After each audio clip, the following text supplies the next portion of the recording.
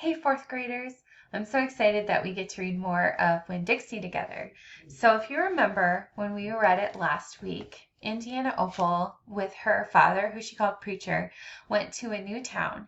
And she also met the dog who was a stray, and she adopted him and named him Winn Dixie. And if you remember at the end of the last chapter that we read, the dog chased the mouse in the church, and it was just kind of crazy and wild. And at the end of the chapter, Opal was praying and asking God to help her find some new friends. And I think that that's a part of this story, since on the page before, it talks about how friends help each other. So please turn to page 22 in your Journeys textbook, and also have your chart ready so you can start filling in the characters and the plot. Okay? All right, so at the beginning of here it says 10-year-old Opal is a newcomer in the town of Naomi, Florida.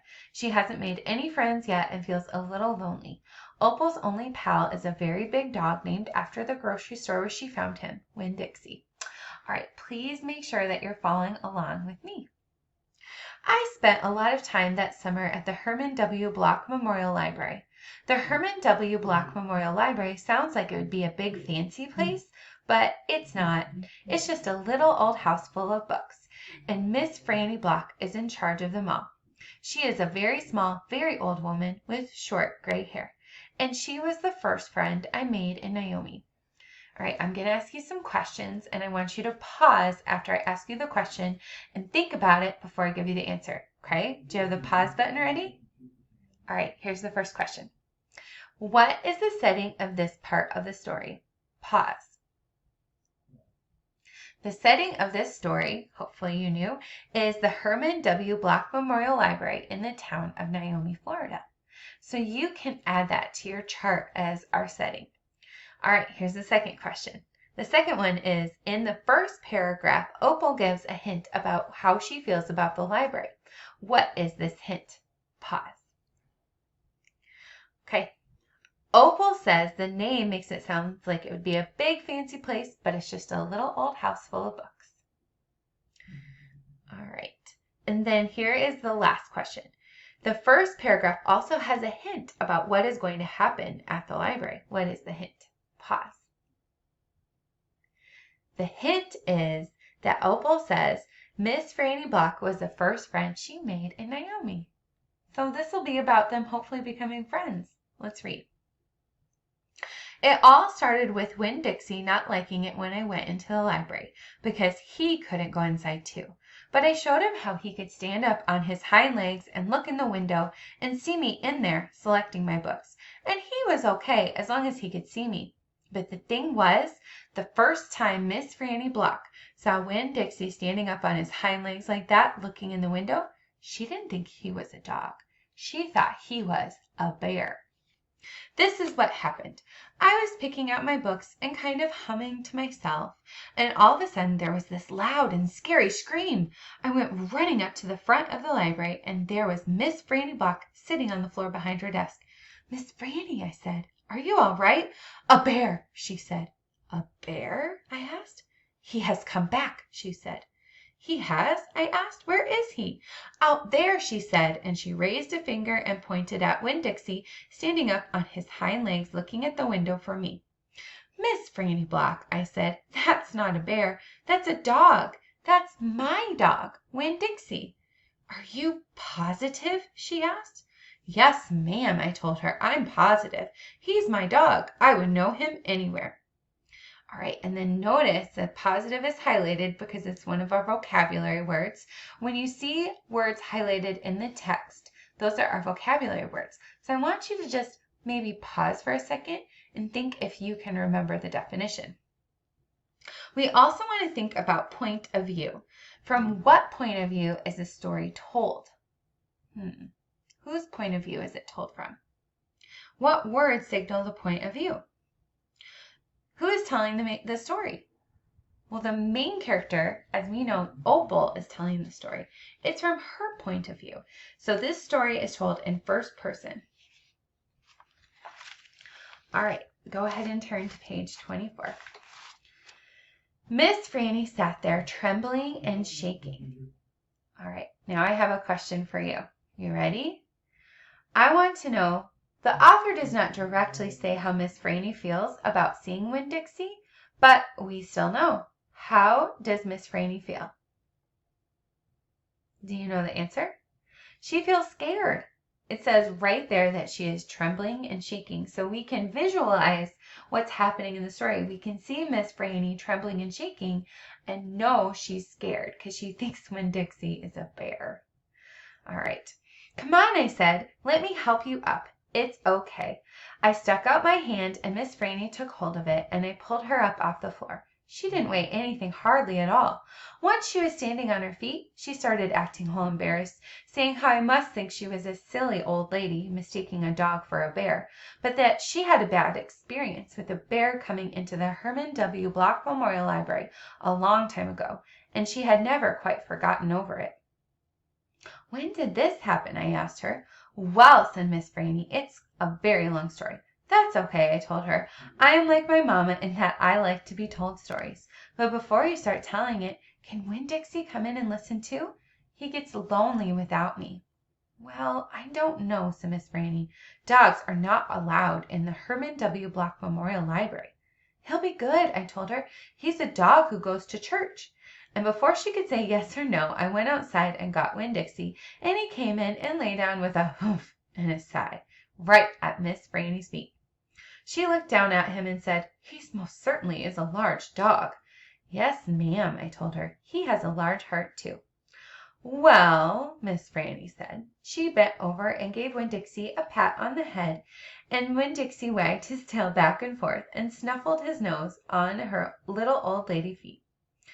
Let me get a chair and sit down so I can tell this story properly. So, I have another question. Do you have the pause button ready? Okay. The author does not directly say how Miss Franny feels about Winn-Dixie when he enters the library. But how do you think she feels? Well, let's think about it. She seems to like Winn-Dixie. I would say before she met him, she was very wary of him, right? Because she thought he was a bear and he was big and they're not allowed in the library at all. But then she pats his head and she sits right next to him, so she must feel comfortable.